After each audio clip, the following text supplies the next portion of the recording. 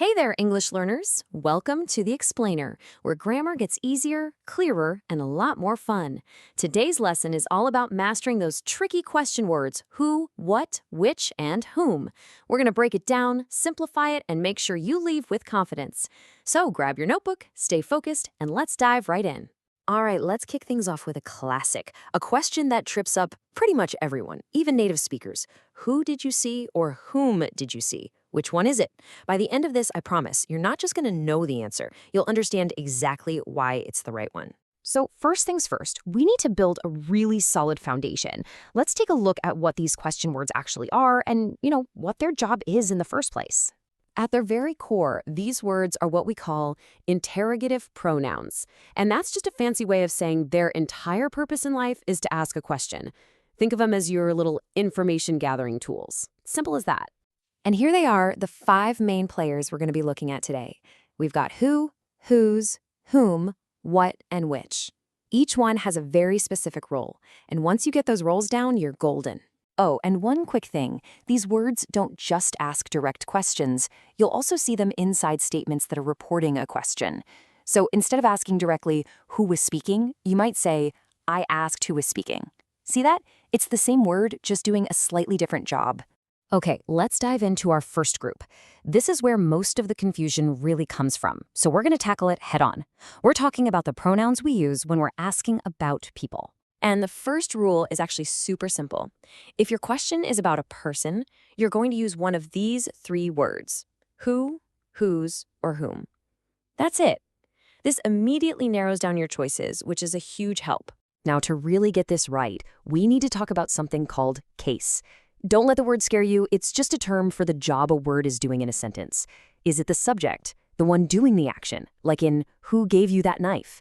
Is it showing possession or ownership, like in whose is this book? Or is it the object, the one receiving the action, like in whom did you see? And that's what it all boils down to. Who does the action and whom receives the action? In the question, who is knocking at the door? Who is the person actually doing the knocking?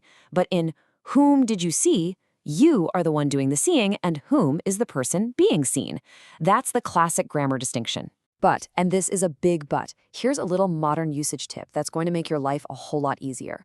While whom is technically correct when it's the object, in everyday spoken English, it's becoming really common to just use who instead. So hearing who did you see is completely normal now and totally accepted. Whom is starting to sound a lot more formal.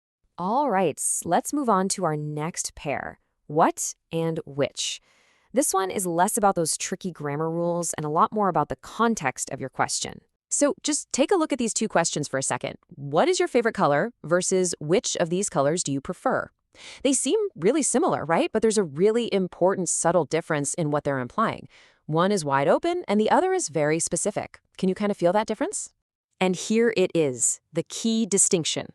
You use what for general open-ended questions. The possibilities are endless. But you use which when you're talking about a limited set of options to choose from. So what do you want is infinite. But which do you prefer, tea or coffee, gives a specific choice between 2 things. Here's a little quirk of the word what you should know about. You can actually use it to ask about someone's job. Now, you might see the older phrasing in books, something like, what is he? But today, it's way more common and natural to just ask, what do you do? Or what does she do for a living? Okay, so you've mastered the main jobs of these words. Fantastic! Now let's look at a few special cases where these familiar words kind of put on a different hat and take on a slightly new role in a sentence. So sometimes when what or which comes directly before a noun, like way in this example, which way shall we go, it's actually describing that noun. That means technically it's behaving more like an adjective. It's still asking a question, sure, but its grammatical job has shifted just a little. Now this one is pretty fun and you don't see it every day. The word what can be used all by itself to express surprise or shock. In this case, it's not really asking a question at all. It's being used as an exclamation. And finally, for those moments when you really need to add a little extra punch or emphasis, you can just add ever to the end. Words like whoever or whatever add this sense of surprise or maybe even frustration to the question you're asking.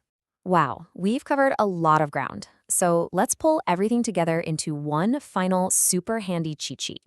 This is what you'll want to remember. So, let's just quickly summarize. For people, you're going to use who for the subject, whose for possession, and whom when you're being formal and talking about the object. For things, use what for general questions, and which when you're choosing from a specific group. That's the whole shebang right there. And that brings us to a final thought to leave you with. Language is always, always changing. Since we already see who replacing whom in casual speech, what do you think? Do you think these formal rules will eventually just disappear? Something to think about. Thanks for tuning into The Explainer. I hope today's lesson helped you take one more step toward mastering English. If you enjoyed it, like, subscribe, and hit the bell icon so you'll never miss a new explainer. Have questions or grammar topics you'd like to learn next? Drop a comment below. I'm always listening. Until next time, keep learning, keep practicing, and stay confident. See you soon.